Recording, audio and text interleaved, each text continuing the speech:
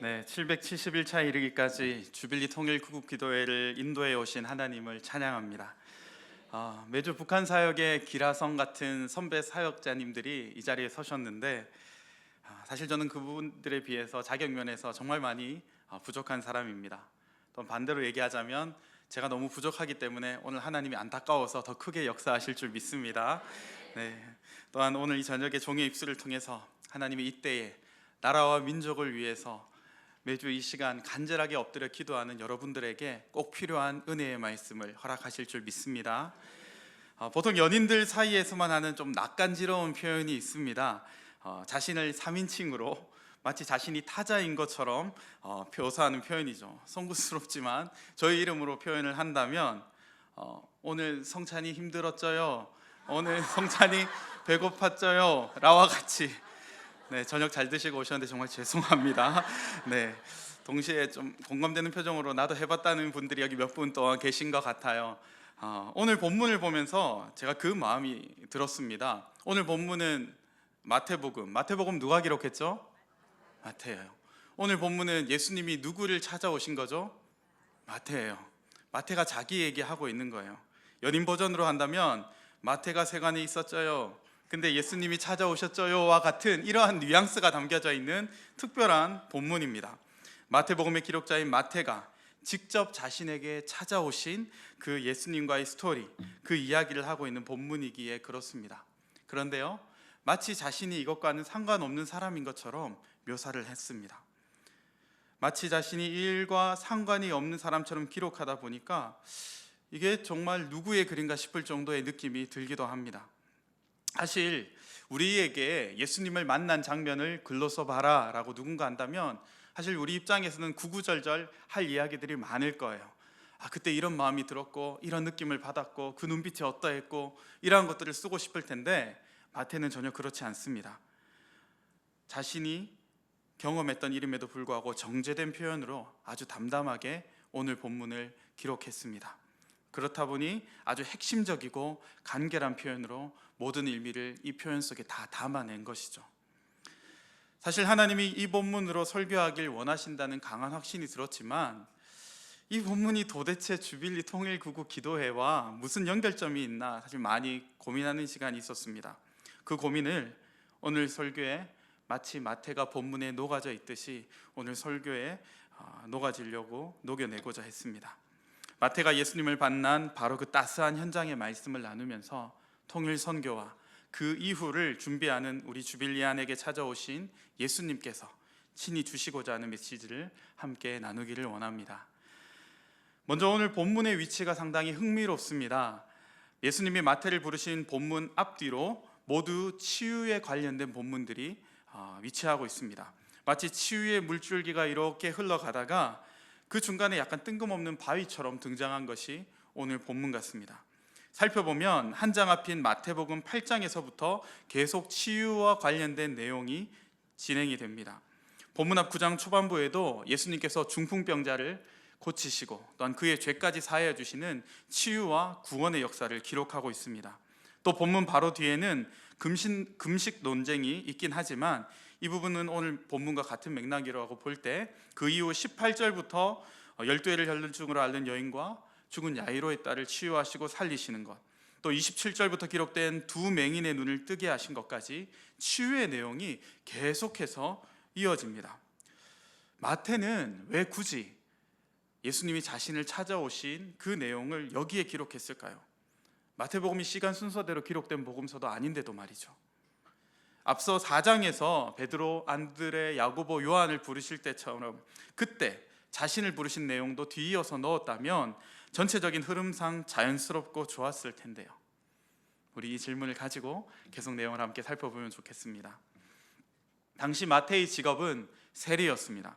세리는 요즘의 세무공무원과는 좀 달랐습니다. 지금의 세무공무원은 국가가 정한 세금만 거두어 드립니다. 자신이 착복하기 위해서, 자신의 주머니를 채우기 위해서 더 많은 세금을 거두어 들이면 법에 의해 처벌을 받습니다.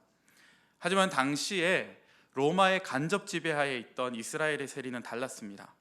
로마에 임명되어 세워진 분봉왕 헤롯 안디바에 의해 고용되어서 로마에 바치는 세금을 거두는 것이 세리였습니다. 이들은 이 지배하에서 힘들어하는 동족에게서 세금을 거두되 로마와 분봉왕 정권에 상납하는 세금을 거두어 드리고요, 또 추가로 더 많은 세금을 거두어서 일부는 위로 보내고 일부는 자신의 재산으로 착복하던 그러한 사회적 지탄의 대상이 바로 이 세리였습니다. 특히 마테가 있는 가버나움의 세관은 팔레스타인을 통과하는 주요 무역 교역 노상에 위치하고 있었기 때문에 통행자들의 통행세를 통해서 이익을 크게 남길 수 있었고, 또 물고기 어획량에 따른 세금 부과, 재산에 따른 세금 부과 등 많은 폭리를 취해 왔었습니다. 그렇기에 같은 유대인들이 볼 때 저 세리놈들은 민족의 반역자요, 뱀과 같이 교활한 자요, 인간이라 칭함을 받기에도 부족한 자라고 평가를 받았습니다. 마치 우리나라 일제 강점기의 앞잡이와 같은 평가를 받은 거죠. 당시에 사람들은 저 일본인들보다 이 앞잡이가 더 악랄하고 나쁘다라는 평가를 했었지 않습니까? 아마도 이 시대에 이스라엘 백성들이 볼 때 저 로마 사람들보다 저 세리들이 더 악랄하고 나쁘다라고 생각했을 것 같습니다. 이처럼 마태는 이런 손가락질을 받고 천대받던 부류의 사람이었습니다. 물론 좀 더 착할 수는 있었겠지만, 제가 앞서 기본적으로 설명드린 내용이 당시 세리들의 입장에서는 당연히 그 세리니까 그렇게 하는 거다, 비난은 비록 듣지만 재산은 넉넉하게 모을 수 있다, 이렇게 생각했던 것이죠. 대부분의 사람들은 이 세리의 배후에 있는 권력이 두려워서 세리 앞에서 함부로 그 세리를 손가락질하고 욕하지는 못했을 거예요. 그렇지만 사람들이 세리인 자신을 따돌리고 고립시키고 점차적으로 멀어져 가는 것을 느낄 수 있었을 겁니다. 자신을 바라보는 사람의 눈빛만 봐도 그건 알 수 있었겠죠. 게다가 자신과 관련된 소문이 들려오면 다 부정적인 내용이었을 겁니다. 저놈은 돈독이 올랐어, 돈 많으면 뭐래, 인간이 되어야지, 그렇게 돈만 밝히다 지옥으로 떨어져 버려라, 여러 비난의 소리들, 저주의 소리들을 아마 신물나게 들었을 것입니다. 물론 돈이 인생의 최고 가치인 세리들은 이랬겠죠. 욕해라, 그래도 돈은 내가 더 많지롱, 아마 이렇게 생각하면서 착복을 했겠죠, 계속. 하지만 그렇지 않은 세리들의 영혼은 엄청 괴롭고 외롭고 힘들었을 겁니다. 특히 이 마태는 더 힘든 부분이 있었어요. 마가복음 2장과 누가복음 5장에는 이 마태의 본명을 기록하고 있는데 바로 알페오의 아들 레위입니다. 레위는 많이 들어보셨죠? 구약 성경의 12지파 중 하나가 레위 지파입니다. 이 레위라는 레위 지파의 이름을 따서 아들의 이름을 지을 정도라면 이 마태의 부모님은 레위 지파에 대한 자부심이 강했을 것이고, 또한 어릴 적부터 하나님의 임재의 상징인 성전에서부터 그 성전을 섬겨오던 조상들의 이야기도 들었을 거고요.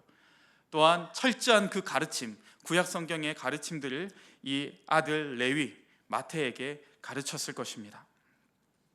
사실 철저한 교육을 이 마태가 받았다는 것을 알 수 있는 것이 뭐냐면, 마태복음이 공관복음에서 가장 많은 99번이나 구약 성경을 인용하고 있습니다. 게다가 그 내용은 모세 오경에 있는 내용뿐만이 아니라 선지서에 있는 내용까지 인용할 정도로 그는 정말 구약 성경을 잘 알면서 동시에 이를 예수님의 말씀과 연결해서 적용할 수 있는 꼼꼼하고 상당히 뛰어난 인물이 바로 이 마태였던 것 같습니다. 정리하면 마태는 철저한 유태인 교육과 성경 교육을 받아오면서 소위 하나님을 잘 알던 이였습니다. 율법도 철저하게 어릴 적부터 지키는 그런 교육도 받았겠죠. 하지만 돈 때문인지 아니면 어떤 목적이 있어서인지 세리라는 직업을 가지게 되었고, 그 직업을 가진 후 신앙 양심에 찔리고 정죄를 당해도 회당 모임에 들어가기가 어렵기 때문에 회개의 예배도 제대로 잘 못 드렸을 겁니다. 철저하게 받았던 말씀 교육과 다른 인생을 그는 살고 있었던 것입니다. 분명히 돈은 많이 벌고 원하는 것들은 자기 손에 넣을 수 있었겠지만 그의 영혼만큼은 죄책감에 시달리며 힘들어하고 괴로워했을 것입니다. 그런데요, 자신이 세금을 부과하고 수금을 하는 주활동 무대인 가버나움을 역시 주활동 무대로 삼고 있는 청년의 이야기가 어느 때부터 들려옵니다.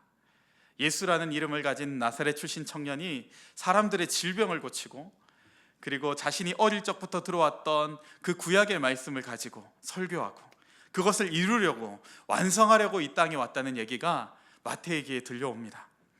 아마 마태는 그 소식을 들으며 여러 생각을 했을 겁니다. 하지만 자신이 해오던 일이 있고, 이 지금 하고 있는 이 세리 일이 자신과 가족의 미래를 안정적으로 보장해주는, 요즘식으로 표현한다면 철밥통과 같은 그러한 일이기 때문에 쉽게 청년 예수를 찾아가지는 못했을 것 같습니다. 예수라는 청년의 설교를 들어보고 싶은 마음에 몰래 사람들이 많이 모인 곳에 변장을 하고 갔을 수도 있을 것 같아요. 그리고 그런 가운데서도 역시 자신을 드러낼 수는 없었겠죠. 왜냐하면 비난의 소리만 더 늘어갈 게 뻔했거든요. 아니, 세리 주제에 왜 여기 왔대? 이 시간에 더 돈이나 거두지? 그러던 어느 날 마태가 이 가버나움의 세관, 자신이 늘 활동하던 바로 그곳에 앉아 있었습니다. 여느 때처럼 어떻게 세금을 부과할까? 어떻게 하면 양심에 좀 덜 찔리면서 효과적으로 더 많은 세금을 징수할 수 있을까? 라고 생각하고 있었을 수도 있고요. 아니면 돈도 많이 모았는데 지중해에 별장이나 하나 지을까? 와 같은 생각을 하고 있을 수도 있었을 거고요. 또 아니면 우리 하나님의 철저한 계획과 의도 속에 이렇게 계속 살아도 될까?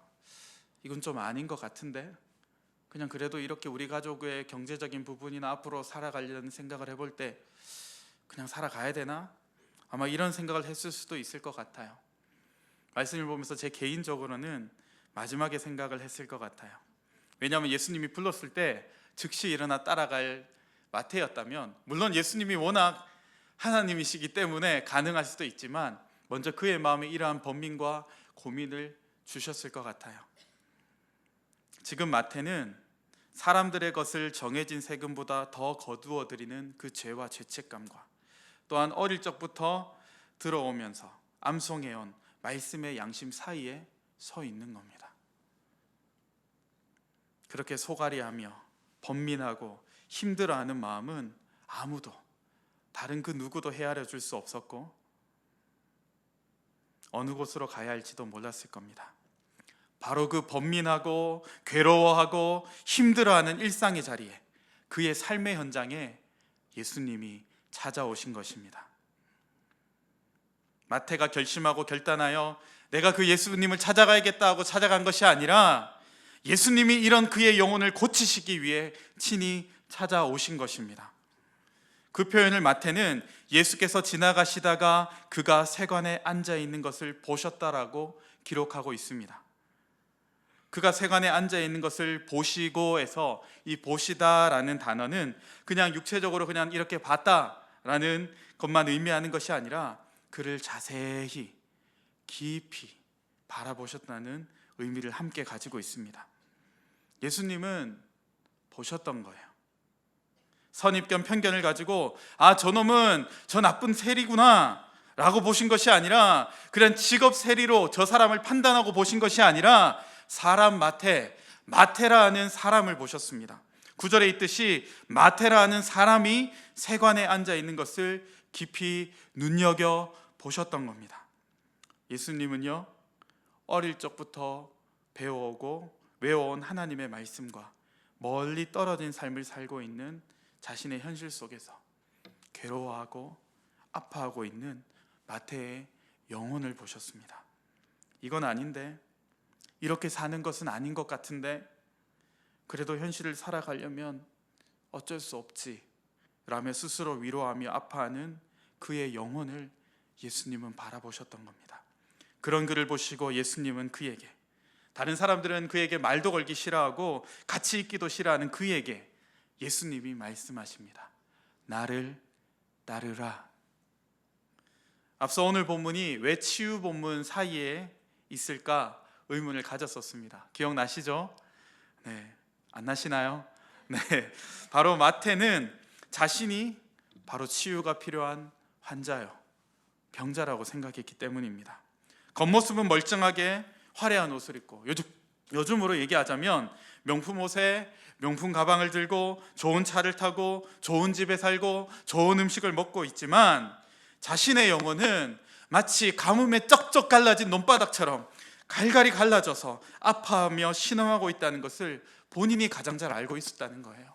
나도 똑같습니다. 저 중풍병자와 똑같고 12회를 혈루증으로 앓는 여인과 똑같습니다. 나도 치유가 필요한 죄인입니다.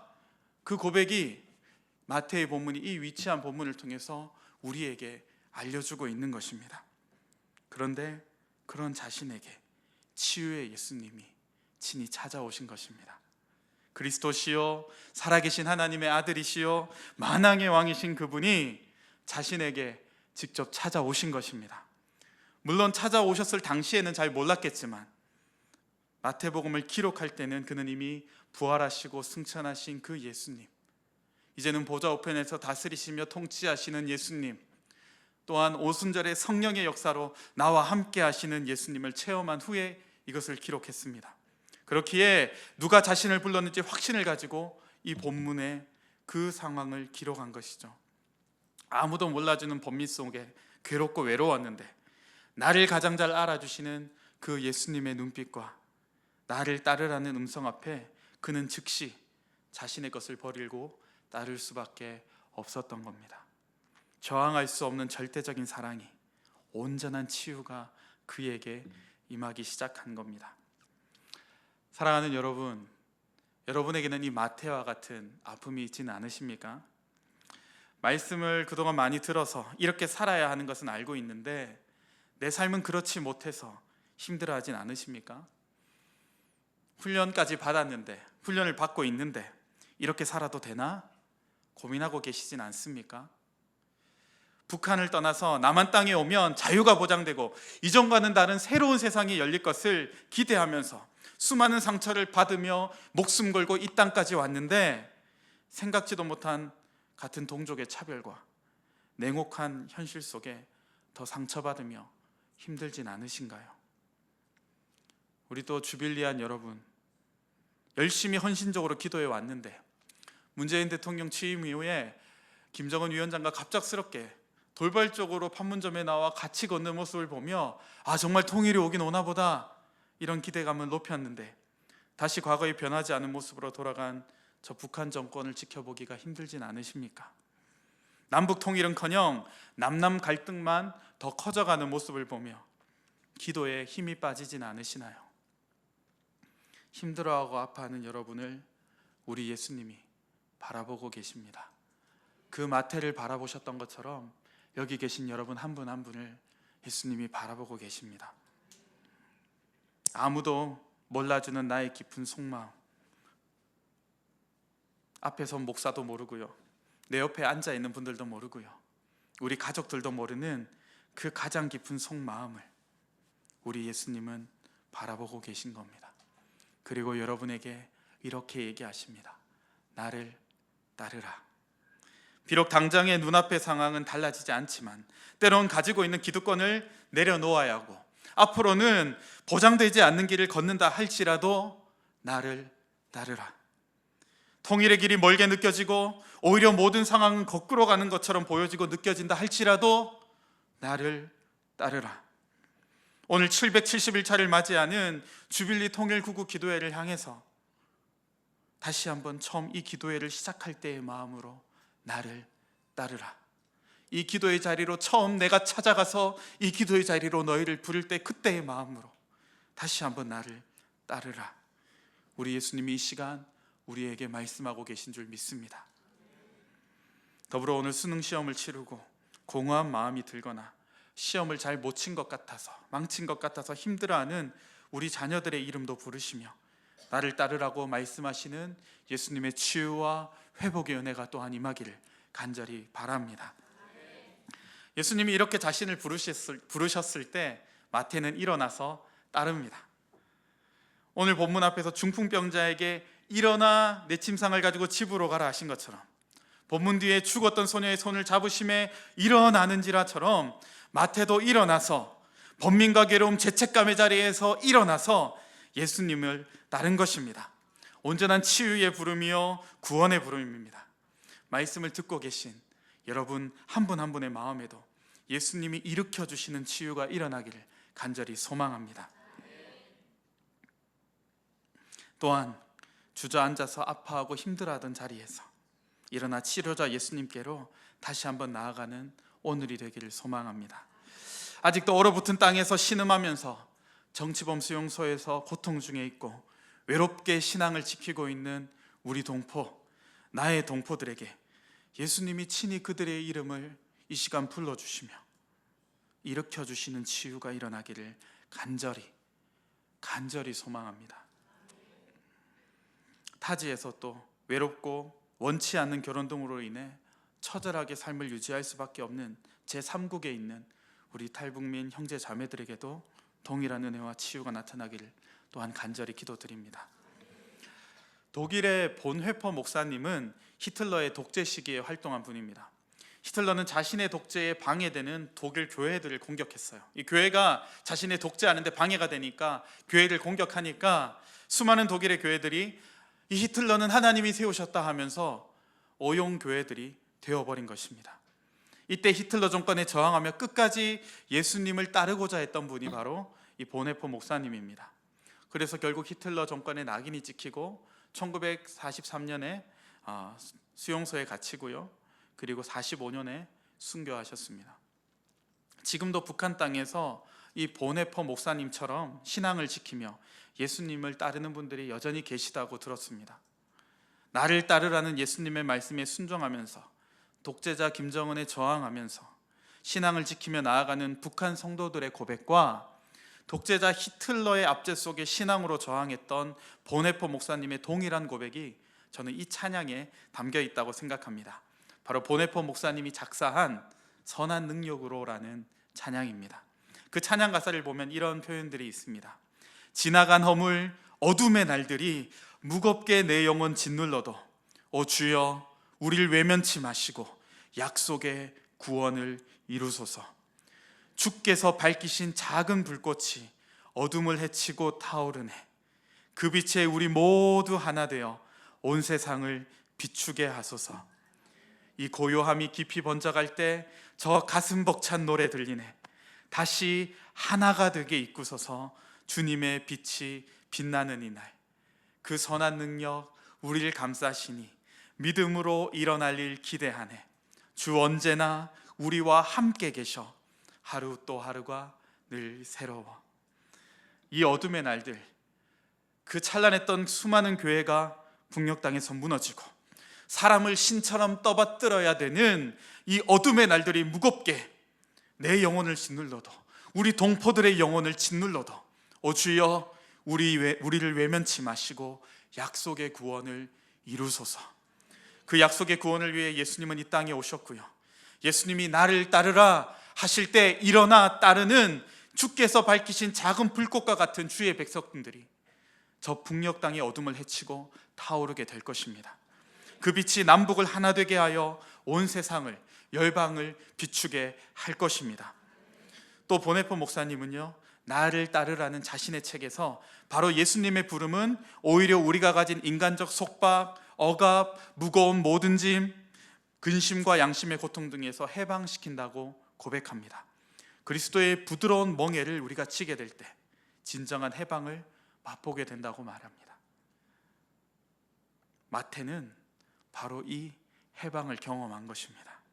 이 해방을 우리 북한 땅의 성도들이 함께 경험하기를 간절히 소망합니다. 또한 남한 땅의 영적인 어둠 속에서 끝까지 이 말씀을 삶으로 살아내기 위해서 몸부림치며 오늘 이 자리에 오신 한 분 한 분의 성도님들께도 이 해방을 누리게 되시는 은혜가 임하기를 주님의 이름으로 축복합니다. 마태가 예수님의 부르심에 응답할 때 또 한 가지 중요점이 있습니다. 일어나다라는 단어는 일반적으로 부활을 뜻하는 단어입니다. 바꿔 말하면 마태의 입장에서 죽었다가 다시 살아난 사건이 오늘 이 장면인 거예요. 마태가 처음에 말씀드렸듯이 정제돼서 축약해서 설명을 했는데 바로 여기에 그 의미 또한 담겨져 있는 것입니다. 저는 이 마태처럼 북한 교회의 부활을 소망합니다. 동방의 예루살렘이라 불리던 평양 땅, 교회가 죽은 것 같아 보이고 김일성 동산만 높이 솟아 있는 땅이지만 그 땅에서 생명의 빛 대신 예수님이 머리 되신 교회가 다시 일어나기를 소망합니다. 저는 금수산 기념궁전터에 다시 장대현 교회가 세워지기를 꿈꾸고 있습니다. 마태만 일어난 따르는, 마태만 경험했던 영적 부활이 아니라 이 영적 부활을 체험하는 것이 북한 땅에 무너진 2850여 개 교회들에게도 동일하게 나타나기를, 그래서 다시 일어나서 모든 북한 땅의 성도들이 예수님을 온전히 따르게 되기를 또한 간절히 소망합니다. 아마 여기 오신 분들 혹은 인터넷으로 방송을 보시는 분들 중에 오늘 이기원 목사님이 잘 설명해 주셨지만 저 목사는 누구길래 이 기도의 설교자로 세워졌는가라고 생각하실 수도 있을 것 같아요. 뭐 얼굴을 보니 약간 탈북하다 고생한 흔적이 좀 보이는 것 같다라고 생각하실 수도 있는데, 저는 남한 땅에서 태어나고 남한 땅에서 자랐습니다. 네, 개인적인 얘기긴 하지만 그래도 이 내용이 전체 흐름과 연결이 돼서 제 개인적인 얘기를 잠깐 하고자 합니다. 저는 하나님이 저를 이 자리에 세우시기 위해서 70년 전부터 준비하셨다고 생각해요. 저의 외할아버지 외할머니는 황해도 은율 출신이세요. 1945년 해방 후에 38선을 그 총알을 피해서 넘어오셨어요. 두 분은 순결하고 거짓이 없는 믿음으로 대구 땅에 정착하셔서 대구에 있는 북부교회 창립 멤버로 천막 시절부터 섬기며 신앙을 이어오셨습니다. 저는 이제 어릴 적 부모님이 한센병 환자 집단촌에서 봉사를 하셔야 됐기 때문에 위생적으로 떨어져 지낼 수밖에 없었어요. 그래서 2살 때부터 이 외할아버지 외할머니 손에서 자랐습니다. 글도 모르고 아무것도 모르는 나이에 외할아버지 외할머니는 저를 앉혀놓고 아침 저녁으로 하루에 2번씩 가정 예배를 드리셨어요. 그때는 무슨 내용인지 몰랐는데 나중에 알았죠. 그 두 분이 가정 예배 때마다 이 나라와 민족을 위해 저와 동생을 사용해 달라고 기도하셨다는 것을요. 그 기도에 힘입어 두 분이 돌아가신 이후인 18살에 저는 소명을 받았고요. 대학 시절부터 이상하게 더 북한을 품게 되었습니다. 그 후 대학 졸업 후 7년간의 육군 정훈 장교 생활은 제게 북한에 대해 연구하고 장병들을 가르치면서 그 땅을 더 깊이 이해하는 시간이 되었습니다. 그런던 4월 15일 김일성의 생일인 태양절이라고 해가지고 평양 김일성 광장에 10만 군중대회가 막 하는 영상을 보게 되었어요. 근데 마음에 감동이 막 왔어요. 주님, 저 땅에 김부자를 찬양하는 10만 명이 아니라 하나님을 예배하는 10만 명의 예배자를 바로 저 자리에 세워 주시옵소서. 그것도 4월 15일에 그러한 기도를, 그때는 군인이어서 더 그게 막 그런 게 있었나 봐요. 더 막 정면 돌파를 하고 싶었는지 그렇게 해 주십시오. 정말로 하나님을 목이 터져라 찬양하고 목이 터져라 기도하는 그러한 예배자들이 저 땅에 가득하게 세워 주옵소서. 그 기도 영향인지 보통 마지막에 군생활을 하는 부대는 좀 후방에서 저녁을 준비하게 해주는데 하나님은 저를 최전방 GOP 연대로 19개월을 남겨놓고 보내셨어요. 군대식 표현으로는 꼬인 겁니다. 네. 그런데 방탄복을 입고 총에 실탄을 장전하고 같이 경호해주는 병사들과 함께 이제 휴전선 안에 있는 GP라는 요새로 들어가게 돼요. 거기에서 망원경을 가지고 보면 북한 땅이 바로 코앞이거든요. 이렇게 북한 초소를 보면 똑같이 북한군이 저를 이렇게 보고 있어요. 개인적으로 저는 그때 아이 컨택을 했다고 생각을 하는데, 네, 그때 알았습니다. 저녁 전에 북한 땅 직접 네가 보면서 기도하라고 하나님이 나를 여기 보내셨구나. 그때 확 와닿더라고요. 그런데 사실 저녁 이후에는 이제 신학 공부와 사역 막 초짜 사역자로 막 정신없이 뛰어다니다 보니까 솔직하게 기도를 잘 못했어요. 오늘 장로님 기도하실 때 엄청 마음의 회개가 되었었는데 잘 못했었어요. 그래서 아마 하나님이 사랑의 교회로 이끌어 오셨나 봐요. 오자마자 본 게 피 흘림 없는 복음적 평화 통일, 막 그 비전이 확, 하나님이 다시 정신 차리라고 나를 보내주셨구나. 게다가 작년까지는 아니었는데 목양 구팀장 목사님이 북한사랑 선교부 담당 목사님으로 가게 되시고 올해 설교 기회를, 제가 이런 마음을 품고 있는 걸 아시고 설교 기회를 주셨던 거예요. 근데 북사선 설교를 준비하면서 하나님이 제 마음에 새로운 감동을 주셨어요. 10만 명의 거창한 예배자들을 세우는 거, 그 한 번의 예배가 아니라 너희 외할아버지 외할머니 고향인 황해도 은율 땅에 나의 교회를 세워라. 설교 준비하는 가운데 그 감동을 주셔서 북사선에서는 한번 그 말씀을 나눈 적이 있습니다. 하나님은 정말로 예수님의 부르심에 순종함에 따르는 작은 교회를 원하시는구나. 그래서 저는 할 겁니다. 꼭 할 겁니다. 이 비전 주셨기 때문에 제가 죽기 전에 통일은 반드시 올 거라 확신하고요. 제가 그 개척을 할 수 있는 체력과 능력이 있을 때 하나님이 또한 그 길을 열어주실 거라 믿습니다. 마태가 일어나 따르니라. 마태가 경험한 그 영적 부활, 정말로 예수님을 따랐을 때 예수님이 이 마태를 통해서 이 마태복음을 기록하신 것처럼 북한 땅에 예수님의 그 부르심에, 나를 따르라는 그 부르심에 따르는 그분의 몸된 교회가 결연히 수없이 일어나게 되기를 간절히 소망합니다. 네, 시간이 생각보다 길어졌어요. 제가 분명히 스탑워치를 잴 때는 30분 딱 끝났는데 죄송합니다. 아직 끝날 듯 하지만 끝나지 않은 교장 선생님 훈화 같은 핵심이 담겨져 있는 부분이 있습니다. 예수님이 마태를 부르신 그날 저녁, 설교 제목과 지금 다른 얘기를 계속 했잖아요, 그렇죠? 예수님은 마태를 부르신 그날 저녁, 예수님은 마태의 집에서 음식을 잡수십니다. 식사를 하세요.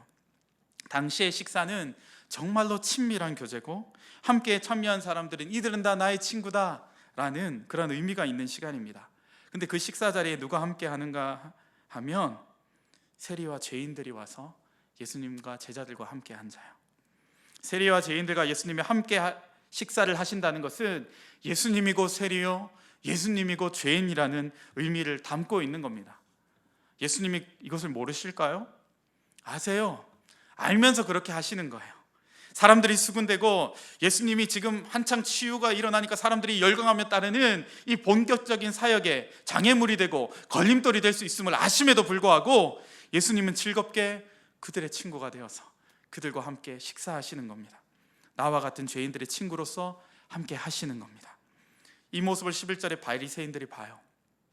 예수님한테 직접 얘기하기는 좀 그러니까 예수님 들으시라고 큰 소리로 제자들에게 얘기한 것 같습니다. 어찌하여 너희 선생은 세리와 죄인들과 함께 잡수시느냐? 바꿔 말하면 너희 선생이 세리와 죄인하고 같이 먹는 거 보니까 죄인 맞는 거 아니냐? 깨끗한 척 하더니 결국은 죄인인 거 다 드러나네 하는 것이죠. 그들의 의도대로 예수님이 들으셨어요. 그냥 무시하고 식사하실 수도 있었겠지만 예수님은 굳이 대답하십니다. 왜요? 그 자리에 있는 세리와 죄인들이 친구셨거든요. 이 친구인 세리와 죄인들을 늘 손가락질하고 정죄하던 그 바리새인들로부터 이 함께하고 있는 나의 친구들의 마음과 영혼을 보호해 주기를 예수님은 원하셨던 것 같습니다. 그래서 12절과 13절에 이렇게 말씀하십니다. 건강한 자에게는 의사가 쓸데없고 병든 자에게라야 쓸데있느니라. 너희는, 바리새인들 너희는 가서 내가 긍휼을 원하고 제사를 원하지 아니하노라 하신 뜻이 무엇인지 배우라. 나는 의인을 부르러 온 것이 아니요 죄인을 부르러 왔노라 하시니라. 당시 바리새인들은 하나님 앞에서 자신이 건강하다고 생각했습니다. 탁월한 의인이라고 생각했습니다. 그렇기에 저런 세리와 죄인들과 멀리함으로 자신들의 영적 건강을 지키고 자기 의를 깨끗하게 유지하려고 했던 겁니다. 하지만 그들이 그토록 겉으로만 하나님의 거룩을 유지하는 척하며 제사를 지내는 것을 예수님은 아셨습니다. 그래서 호세아 6장 6절을 인용하세요. 자기들은 더 이상 배울 것이 없고 나는 이 정도면 최고의 신앙인이지 라고 자부하는 바리새인들을 향해서 예수님은 너희는 가서 내가 긍휼을 원하고 제사를 원하지 아니하노라 하신 뜻이 무엇인지 배우라. 그들의 자존심을 무참히 짓밟으셨죠. 그렇지 않으면 정신 못 차리니까. 너희는 하나님 아버지의 마음도 모르면서 너희 머리로 이해한 대로 믿는구나. 그거 아니야. 하나님이 원하시는 것은 영혼에 대한 긍휼, 영혼에 대한 사랑하는 마음이지 정죄하고 판단하는 것이 아니야 라고 세리와 죄인들의 친구로서 예수님은 그들을 보호해주고 계신 것입니다. 주빌리 통일 구국 기도회가 오늘로 771차를 맞았습니다.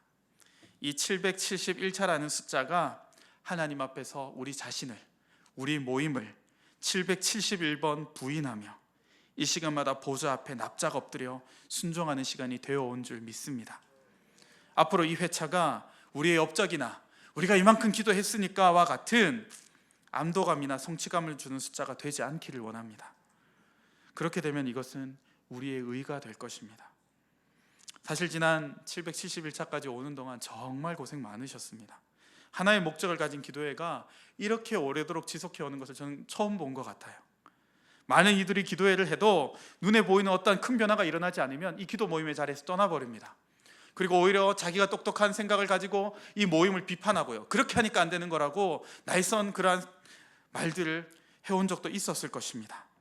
하지만 그럼에도 불구하고 이 기도회를 통해서 하나님께서 반드시 일하실 것을 믿음으로 여기까지 오신 것 아닙니까?